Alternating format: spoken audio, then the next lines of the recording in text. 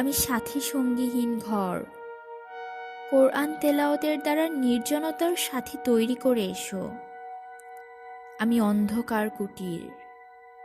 রাতের নামাজের দ্বারা আমাকে আলোকিত করার ব্যবস্থা করো। আমি কঠিন মাটির ঘর।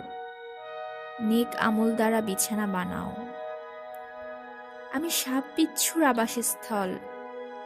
দান খয়রাতের বিষ পাথর সঙ্গে নিয়ে এসো। আমি বড় সংকীর্ণ স্থান। নেক আমল দ্বারা প্রশস্ত করার ব্যবস্থা করো। আমি মুনকার নাকিবের প্রশ্নের স্থান।